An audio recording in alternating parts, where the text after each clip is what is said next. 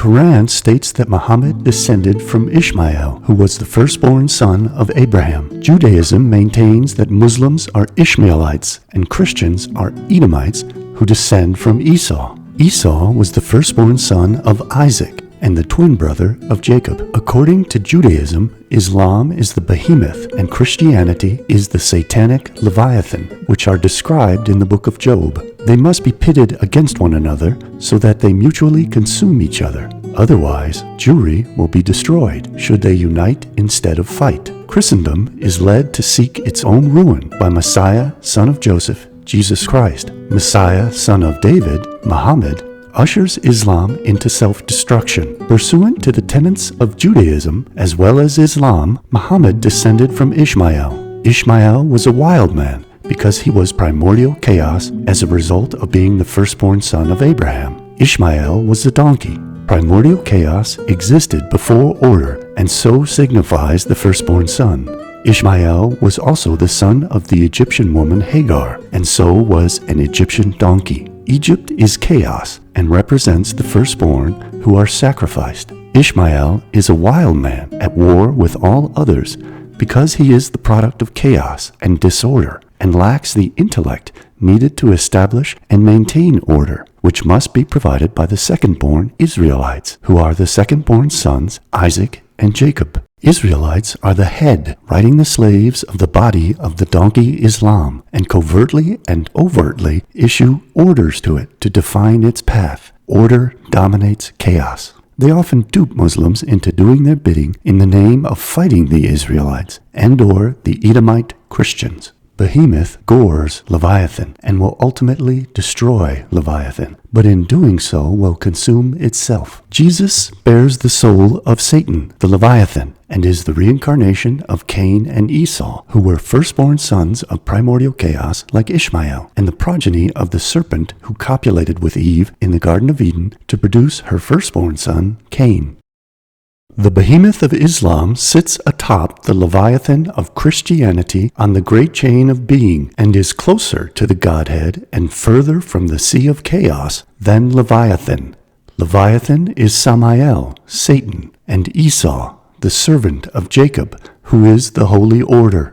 Chaos serves order and is nullified by it. Ishmael is the wild and belligerent behemoth who slaughters Leviathan so that Leviathan becomes kosher for Jacob to consume in the wedding banquet of the Lamb and the Eucharist, in the feast to celebrate the arrival of the world to come. Until that time, Leviathan bears the unripe and unsweetened fruit of the tree of knowledge, the tree of death, and curses those who consume him to death and damnation in Gehenna and Akeldama, the field of blood which is the gateway to hell for Christians and was paid for by the 30 pieces of silver given to Judas. Judaism teaches that Islam is kosher Noahidism, but Christianity is forbidden idolatry. In halakha, Jewish law, Muslims are recognized as Noahides in the full sense of the term. Muhammad himself established a system for Noahides. It is almost a perfect system for Noahides in Islam.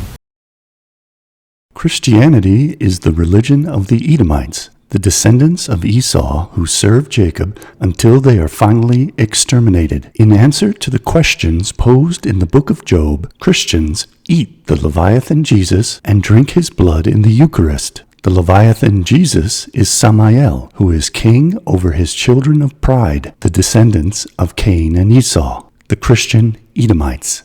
The Leviathan Jesus seduces Christians to abandon their ancestral gods and become slaves of the Bible and Jacob, as was Esau's blessing from Isaac. The question is what is the status of Christianity and Islam in the eyes of God in the Jewish faith? They're very, very different. The question was specifically idolatry, so I'm going to answer that question in that narrow sense. Christianity is complete idolatry. Judahites created the behemoth of Islam in the 7th century as a weapon of war against the Edomic Roman Empire. They wanted Muslims to conquer all of Palestine, and especially Jerusalem, and restore the Israelites to the Holy Land. Messiah, son of Joseph, Shimon bar Yochai, stated that even the best among the Goyim should be killed, meaning that all non-Israelites must be exterminated. An 8th century apocalypse attributed to Yochai states that Islam will wipe out Christendom for the benefit of Israel. Neil Asher Silberman wrote in his book, Heavenly Powers, Unraveling the Secret History of the Kabbalah, "It is difficult to imagine today, after more than a century of bitter and focused conflict between Jews and Arabs, how great were the hopes and apocalyptic expectations evoked in the early 7th century of the Christian era by the rising of the Arabian tribes against the power of Byzantium. The emperor Heraclius might have turned back the Persian threat, yet far to the south in Arabia, at the starting points of the overland trade routes that brought incense and exotic goods of the Indian Ocean through the deserts to the Mediterranean port cities, a widespread movement of militant resistance based on a novel apocalyptic ideology was gaining strength. Rumors began to circulate in Roman official circles about the unrest among the Arab tribes. But that people, despised for so long as shiftless nomads, were not taken as seriously as it should have been. Among the Jews, however, the signs of God's imminent judgment were clear and obtained through the technique of a mystical ascent. An anonymous Aramaic text, Sitre de Simeon bar Yochai, or the Revelations of Simeon bar Yochai, whose origins may go back to the 7th century, describe the heavenly journey of the famous 2nd century rebel against the Romans. Making his way through the labyrinth of palaces, Rabbi Simeon finally arrives in the presence of the angel Metatron, who reassures him that the Arabs,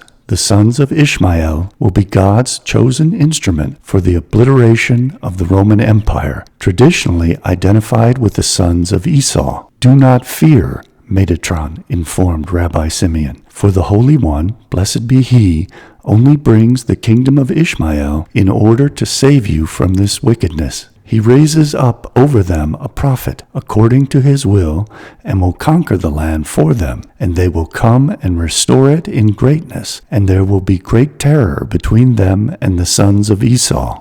And indeed, in the 12 years between the beginning of Muhammad's movement in 622 CE and the appearance of armed Arab forces in the land of Israel in 634, the trajectory of history was decisively changed. Scholars now debate whether the initial Muslim conquests should be described as a sweeping invasion of desert warriors into the settled regions of the Middle East, or as a combination of outside attacks and wholesale internal popular uprisings against the repressive Byzantine bureaucracy. Yet it surely must have seemed, at least briefly, that the time of the long-predicted downfall of empire had arrived and that a millennial age had begun. The hated emperors had lost their control of the land of Israel in an era no less wondrous than the time of the fall of Babylon and the return of the exiles to Jerusalem, when the prophecies indeed had come true. After almost 500 years of persecution, exclusion, and theological denigration by the forces of church and empire, 70 Jewish families were allowed back into the holy city of Jerusalem to establish a permanent residential quarter from which to conduct their religious rituals and carry on their trade. The arrival in Jerusalem of the Muslim general Umar ibn al-Khattab marked the beginning of an entirely new earthly regime for Jerusalem. Now in political control of Palestine, Syria, Egypt, Mesopotamia, and Arabia, Muslim leaders began to create a composite civilization that merged the ancient heritage of Jews and Arabs into a new faith that aimed at establishing a kingless kingdom of God. pointing to their common ancestor Abraham, who was, through Hagar, the patriarch of Ishmael and the Arabs, and through Sarah, the patriarch of Isaac and the Israelites, the Islamic tradition gradually adapted many of the most vivid Jewish mystical beliefs and symbols that had been developing for centuries under Roman rule. The historian David Halperin has pointed to the many suggestive references to holy throne bearers, guardian angels, and ascending levels of heaven in the Muslim tradition that almost certainly reflects the language of Merkava mysticism. Patricia Crone and Michael Cook wrote in their book Hagarism, The Making of the Islamic World, "There is, in the first place, a Jewish apocalypse of the mid-8th century, The Secrets of Rabbi Simon ben Yochai, which preserves a messianic interpretation of the Arab conquest. Since the Messiah belongs at the end of an apocalypse and not in the middle, this interpretation is likely to derive from an earlier apocalypse written soon after the events to which it refers. The relevant passage is as follows. When he saw the kingdom of Ishmael that was coming, he began to say, 'Was it not enough what the wicked kingdom of Edom did to us? But we must have the kingdom of Ishmael too?' At once Metatron, the prince of the countenance, answered and said, 'Do not fear, son of man, for the Holy One, blessed be he, only brings the kingdom of Ishmael in order to save you from this wickedness. He raises up over them a prophet according to his will, and will conquer the land for them. And they will come and restore it in greatness, and there will be great terror between them and the sons of Esau.' Rabbi Simon answered and said, 'How do we know that they are our salvation?' He answered, 'Did not the prophet Isaiah say thus? And he saw a troop with a pair of horsemen, etc. Why did he put the troop of asses before the troop of camels, when he need only have said, a troop of camels and a troop of asses? But when he, the rider on the camel, goes forth, the kingdom will arise through the rider on an ass. Again, a troop of asses, since he rides on an ass, shows that they are the salvation of Israel, like the salvation of the rider on an ass.' The poem Akdamut from the 1000s portrays the epic battle between Behemoth and Leviathan, and the feast that the Israelites will make of their slaughter, as described in the Babylonian Talmud, Tractate Bava Batra, folio 74a. Rick Dedmond wrote in his book, The Betrothed Bride of Messiah, Making Herself Ready for the Bridegroom, a most famous Jewish liturgical poem read at the festival of Shavuot, Pentecost, is called Akdamut. Rabbi Meir Yitzhak composed it during the 11th century. A portion of Akdamut is as follows. The sport with the Leviathan and the ox of the lofty mountains, when they will interlock with one another and engage in combat. With his horns the behemoth will gore with strength. The fish will leap to meet him with power.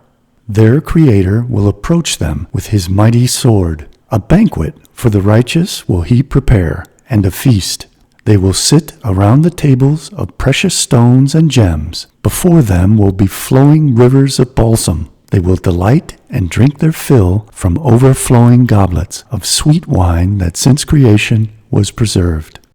The Gaon of Vilna explained that Islam and Christianity must be pitted against one another, so that they mutually consume each other, and so that they never unite against their common enemy and defeat it. His Kabbalah was recorded in the book The Voice of the Turtle Dove by his student Rabbi Hillel Shocklover.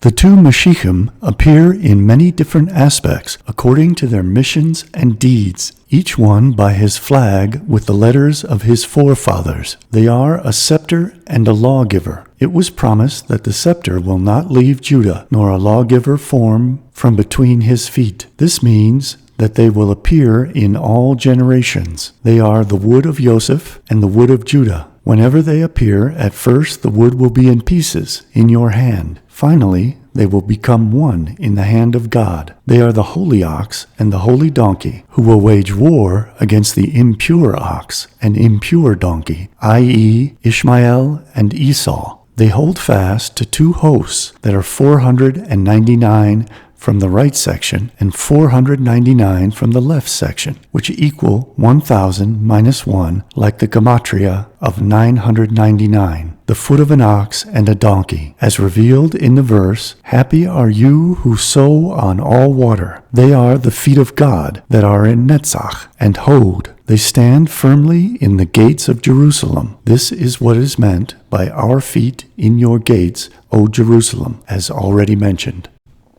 Similarly, it must be known and remembered that the forces of impurity, the klipot layers of the Sitra Achra, also have levels of 499.5 on the right and 499.5 on the left, as noted in the Zohar. They are called the Muddy Valley. When they reach the final levels, God forbid, they can attain all the power of Esau and Ishmael, the ox and donkey of impurity, together, and destroy the entire world. However, God made one to counter the other. To counter the forces of impurity are the great forces of the same levels of holiness of the two Meshichim, the holy ox and donkey. They have the same number, 499.5 on one side and 499.5 on the other side, as explained above. The holy ones counterattack, etc. They stand against the impure forces like an iron wall and fortified city. These are the horns of the ox at the opening of the city, on the middle line in the gates of Jerusalem on the west, where the fortress of Joseph's angel will be in the war against the angel of Esau. There will gore nations together to the ends of the earth. Deuteronomy chapter 33, verse 17.